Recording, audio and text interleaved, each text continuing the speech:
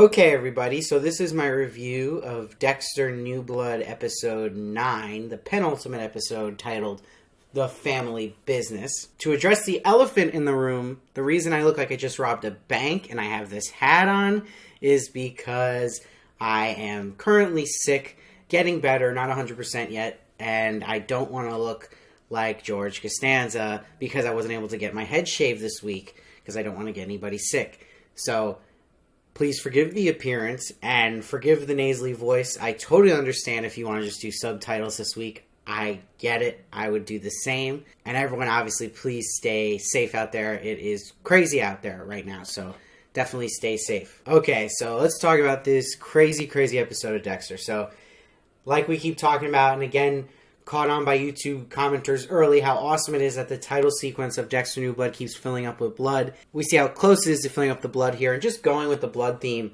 What really worked in this episode is just having this blood moon, and that blood moon usually symbolizes the beginning of end of times. So that's really scary where you look at where we're at in this episode, and also visually looks great when we see it when Harrison's sitting outside in the snow later in the episode, because it looks like the title credits where the moon's almost full with blood. And thematically, what this episode really leans into is the whole justification for what Dexter does, and this comparison, like they joke about many times, with Batman and vigilantism, and how that all relates and what he really is. And it really did feel like Batman and Robin now, watching this with Harrison coming into the fold. And I was surprised how well and enjoyable it worked having the two of them do this together. And I didn't think that would be that interesting, or maybe would just be too far-fetched. But no, I was sitting there watching it and going like, I could watch more of this.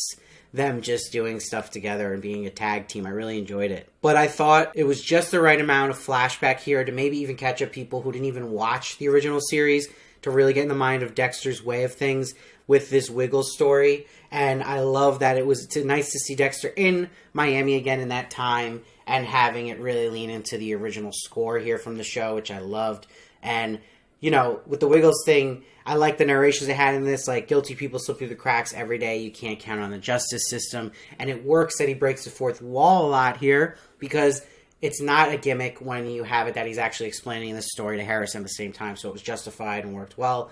Did the guy who played Wiggles the Clown have to do a Joaquin Phoenix Joker impression and have the exact mirror shot? No, I thought that was a little much. I mean, it was just too similar. It kind of actually took me out of it for a second. I know that's a nitpick, but sometimes I get annoyed, like, it was someone's idea. Like, let's just make him look like the recent clown I saw, you know, just make it a little different. It was too similar. But what really worked for this episode on its own was that Dexter's showing Harrison the code, but it's only coming and revealing it little by little, and it's making you on the edge of your seat because you're waiting for him to, you know, drop the big hammer that he's killing these people. So they did a good job of getting to that and doing it at a great rhythm where it wasn't too fast, but it wasn't too slow either, and having it work so well. The best it's worked yet in the show with Deb. The moments they put Deb in were perfect to have it kind of be that other side, that other voice in Dexter's head. Like one of the lines I love in the beginning, you tell Harrison you kill people, there's no going back. And one of the strongest moments in the episode and of the season was when Dexter fights back with Deb here, because she brings up Harrison going to therapy, institutionalized, even prison, and that's where Dexter snaps. And he's like, whose side are you on? I thought that was great. And even the part 2 where she brings up how he saw his mom be chopped up and now he chops up bodies, but he's like, well, Harrison has a straight razor now, like Trinity. So it's like, again, keeping a good theme of the father like son going on throughout this episode. But again, every scene with Deb really fit, and the timing was excellent of where they put her in. And again, going back to even the prison moment, I just thought Michael C. Hall's performance there was great. Like, to let that anger come out in Dexter, which we rarely see, and just see him snap like that and hit a sore spot was really something. And it really makes you think about just what would you do and how we even address people, even maybe at a young age, who are talking about urges to do bad things, and how we handle that, and where do they go, where do they get help, that kind of thing. So I think it really gets you thinking, which is good. Also, just there's some great humorous moments here with Dexter. Even just his face when he's watching Harrison open up the gun was hysterical. And keep in mind, I thought that had to be important, that Harrison yes, for his character, was already showing aggression about how quickly he was just taking use of that gun without Dexter's help. But I think it's going to be important how well Harrison is with the gun and how he has a good shot. That might come back in the finale. We'll see. But it's such a great performance by Michael C. Hall here, too, because he's doing such a good job at holding back, letting something out, and he's like, got that feeling we have as an audience, like, come on, Harrison, just say it. You know, like, even when he's like, ask me what the plan is, ask me if you can help. I thought those moments were just so well done by Michael C. Hall, and it's such a masterful performance that not many people could do, and it's props to Jack Alcott, who's playing Harrison, too, keeping up with him and doing an amazing job as well. And you knew when Dexter had that narration, a successful Christmas surrounded by family when he's at Angela's place, and Kurt just right on cue shows up. That was crazy, and you realize, too, at this moment that Kurt dropped in that mailbox his dagger that's going to be from the grave with the evidence about Dexter killing Matt.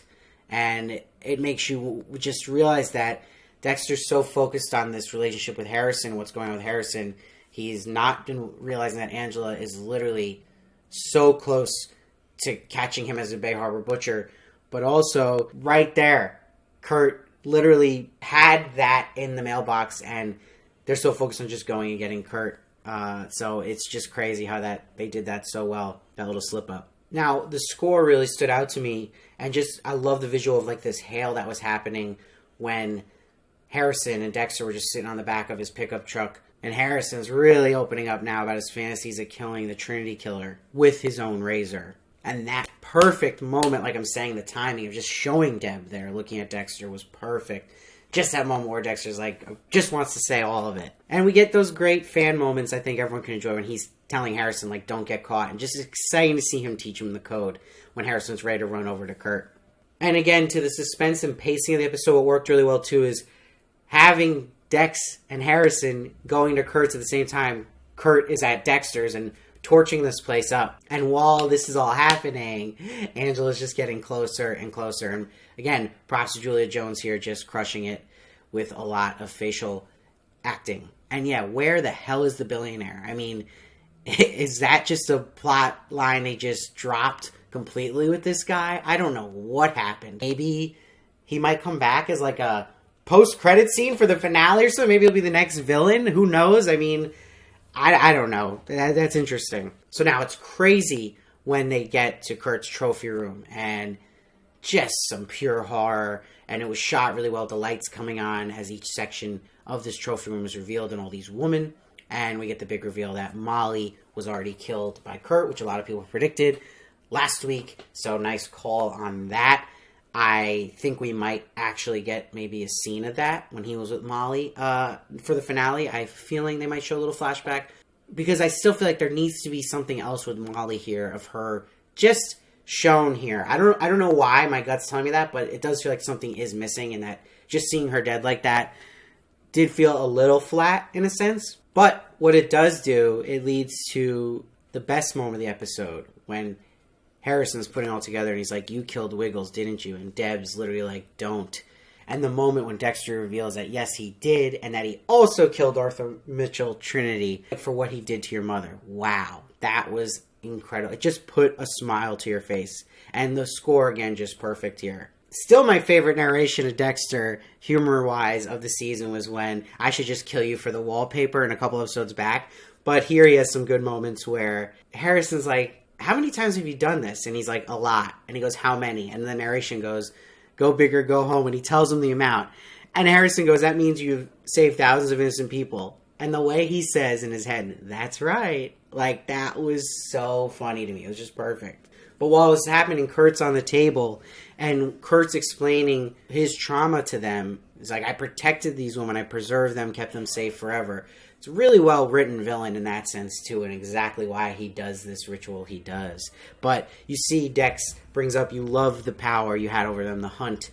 And, you know, you gotta love when writing's like this, where there's subtext here, that it's also kind of in its own sense talking about Dexter and that relation him and Kurt have. But this is where Kurt brings up to Harrison, which definitely still spooked Harrison a bit, that Dexter didn't even mention that he killed Matt.